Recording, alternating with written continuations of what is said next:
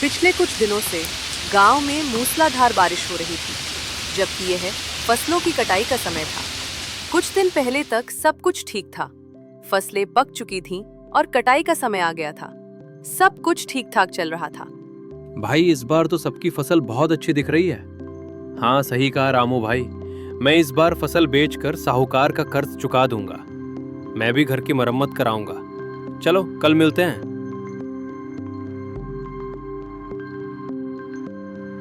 हे भगवान, इस बार अगर बारिश सही समय पर हो जाए तो सबका भला हो जाएगा। हाँ जी, इस बार सब ठीक ठाक ही होगा।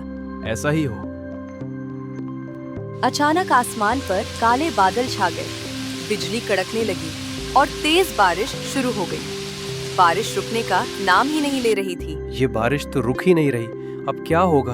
हम तो बर्बाद हो जाएंगे। भगवान पर भरोसा रखिए, सब ठीक होगा। लेकिन बारिश नहीं रुकी और सारी फसलें बर्बाद हो गईं। खेतों में चारों ओर सिर्फ पानी ही पानी नजर आ रहा था। किसानों की सारी मेहनत मिट्टी में मिल गई। रामू की पूरी फसल खराब हो गई। वो खेत के बीच खड़ा होकर टूटे मन से कहता है,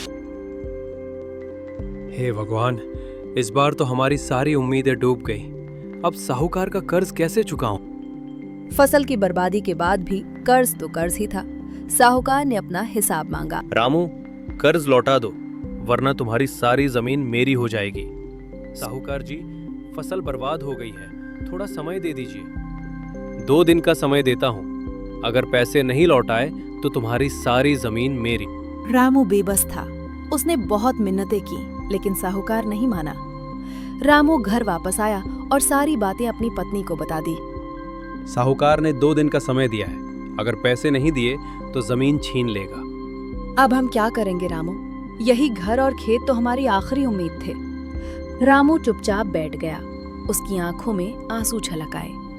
2 दिन बीत गए, लेकिन पैसों का कोई इंतजाम नहीं हो पाया। मजबूर होकर रामू अपनी जमीन साहूकार को दे देता है। अब ये जमीन मेरी हुई। देख लिया, कर्ज न चुकाने का अंजाम क्या होता है। रामू चुपचाप वहां से चला जाता है। उसके कदम भारी हो चुके थे, आंखों में आंसू और दिल पर बोझ था। जमीन छिन जाने के बाद रामू के पास एक ही रास्ता बचा था, जंगल से लकड़ी काटकर बेचना। रामू रोज जंगल से लकड़ियां काटता और उन्हें बेचकर थोड़ा बहुत पैसा कमा लेता। एक दिन रामू हमेशा की तरह लकड़ी काट रहा था, तभी वहां एक साधु आए। बेटा, मुझे बहुत भूख लगी है। तुम्हारे पास कुछ खाने को है क्या? नहीं साधु महाराज, मेरे पास खाने को तो कुछ नहीं है, पर मेरे पास 5 रुपए हैं। आप पास के ढाबे से भोजन कर सकते हो। रामू के पास और पैसे नहीं थे, फिर भी उसने साधु को 5 रुपए दे दिए। बेटा, तुमने खुद के पास कुछ न होते हुए भी मेरी मदद की है। मैं तुम्हें एक राज बताता हूँ। इस जंगल में एक चोर बाजार लगता है। मैं तुम्हें उसका रास्ता बता देता हूँ। वहां से सामान खरीद कर बेचो और अपना घर चलाओ। इतना कहकर साधु वहां से चला जाता है। रामू भी घर लौट आता है, लेकिन साधु की बातें उसके मन में घूमती रहती हैं। अगले दिन रामू किसी को बताए बिना चुपचाप जंगल की ओर निकल जाता है। वो कांपते कदमों से आगे बढ़ता जाता है और साधु द्वारा बताए गए रास्ते को याद करते हुए चोर बाजार खोजने लगता है। काफी देर भटकने के बाद वो अचानक रुक जाता है। पेड़ों के बीच से चमकती हुई रोशनी और शोरगुल की आवाजें आने लगती हैं। वो धीरे धीरे आगे बढ़ता है और उसकी आंखें हैरानी से फैल जाती हैं। उसके सामने चोर बाजार था। रामू हिम्मत जुटाकर एक कोने में लगी 2 दुकानों के पास जाता है। इस बाजार में क्या क्या मिलता है? यहाँ वो हर चीज मिलती है जो तुम्हें चाहिए। तो फिर चावल और गेहूं की क्या कीमत है? कोई भी अनाज लो, सब 1 रुपए में 50 किलो। अरे, तो फिर मुझे 50 किलो चावल और 50 किलो गेहूं दे दो। रामू रुपए देकर जितना अनाज उठा सकता है उठाता है और गांव की ओर चल देता है। लंबे समय बाद उसके चेहरे पर उम्मीद और खुशी झलक रही होती है। रामू बोरी लेकर घर आता है। उसकी पत्नी हैरानी से उसे देखती है और पूछती है, ये अनाज कहाँ से आया रामू? हमारे पास तो पैसे भी नहीं थे। रामू मुस्कुराकर कहता है, ये सब भगवान की दया है। मुझे एक साधु बाबा ने एक जगह बताई थी जहाँ अनाज बहुत सस्ते में मिलता है। सच रामू, अगर ऐसा है तो हमारा घर फिर से चल पड़ेगा। ये बहुत सारा अनाज है, कुछ तुम दुकान पर बेच दो तो कुछ पैसे भी मिल जाएंगे। हाँ, तुम ठीक कह रही हो। अनाज बेचने से घर का खर्च भी चलेगा और कर्ज भी धीरे धीरे उतर जाएगा। रामू अनाज की बोरियां उठाकर पास की किराने की दुकान पर जाता है। वो बोरियां बेच देता है और उसके हाथ में अच्छे पैसे आ जाते हैं। उसके चेहरे पर संतोष और उम्मीद की किरण दिखाई देने लगती है। अगले दिन रामू फिर से चोर बाजार जाता है। इस बार वो और भी सामान, चावल, गेहूं, दालें और कुछ मसाले खरीद लाता है। धीरे धीरे ये सिलसिला चलता रहता है। रामू हर बार बाजार से बोरियां भरकर सामान लाता, गांव में बेचता और अच्छा पैसा कमाने लगता। जो रामू कभी अपनी जमीन खोकर बेबस हो गया था, वही अब पूरे गांव का सहारा बन चुका था। मेहनत और नेकदिली ने उसकी किस्मत बदल दी थी। जिसके पास कभी अपने बच्चों को खिलाने के लिए अनाज नहीं था, आज वही इंसान अपना घर, अपनी दुकान और अपनी पहचान बना चुका था। साहूकार का एक आदमी ये खबर साहूकार को जाकर बताता है। मालिक, वो रामू जो गरीब किसान था अब बहुत बड़ा आदमी बन गया है। उसका नया घर है और गांव के चौराहे पर दुकान भी खोल ली है। क्या वही रामू जिसके पास खाने को दाना नहीं था?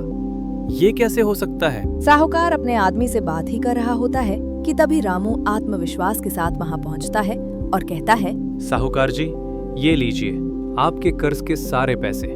अब कृपा करके मेरी जमीन के कागज वापस कर दीजिए।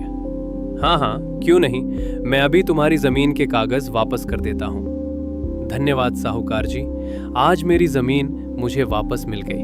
रामू खुशी खुशी अपने घर की ओर चल देता है।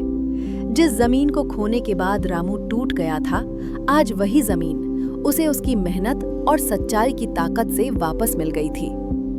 साहूकार मन ही मन सोचता है, रामू के पास इतना पैसा आया कहां से?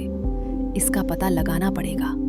अगले दिन जब रामू चोर बाजार के लिए निकलता है, उसे पता नहीं होता कि साहूकार उसकी हर हरकत पर नजर रख रहा है। साहूकार चुपके चुपके उसका पीछा करता है।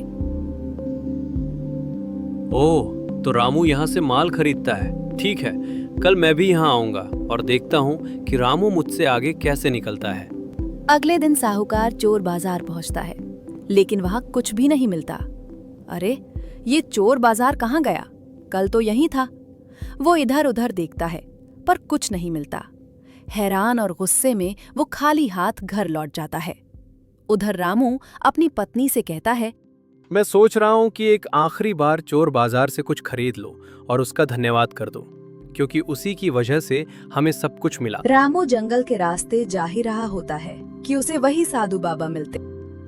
प्रणाम साधु महाराज। कहाँ जा रहे हो बेटा?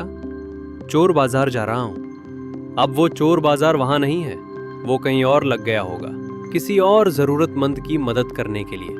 अब तुम घर जाओ और सुखी रहो। रामू बाबा को प्रणाम करता है और घर की ओर लौट पड़ता है।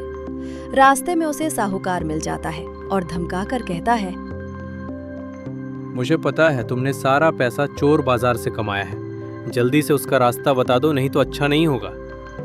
वो बाजार अब कहीं और चला गया है और वो सिर्फ जरूरतमंदों की मदद करता है। ठीक है, देख लूंगा तुम्हें। उसी रात जब रामू दुकान बंद करके घर चला जाता है, साहूकार हाथ में जलती मशाल लेकर चुपके से आता है और रामू की दुकान में आग लगा देता है। भागते समय गांव का सरपंच उसे देख लेता है, लेकिन तब तक दुकान जल चुकी होती है। अगली सुबह पंचायत बैठती है। सरपंच कहता है, कल रात किसी ने रामू की दुकान जला दी है। साहूकार जी, आप क्या कहना चाहते हैं? कल रात मैंने तुम्हें रामू की दुकान जलाते हुए देखा था। हाँ, गुस्से में आकर मैंने ही दुकान जलाई थी। मुझसे उसकी तरक्की देखी नहीं गई। तूने जमीन छीनी, कर्ज के नाम पर लूटा और अब दुकान भी जला दी। तू गांव में रहने के लायक नहीं है। साहूकार, तुम्हें रामू की दुकान दोबारा बनवानी होगी और गांव वालों का कर्ज आधा करना होगा। ठीक है, जैसा आप सब कहेंगे वैसा ही होगा। अन्याय चाहे कितना भी बड़ा क्यों ना हो, जब लोग एकजुट होकर खड़े होते हैं तो सच्चाई की जीत और बुराई की हार तय होती है।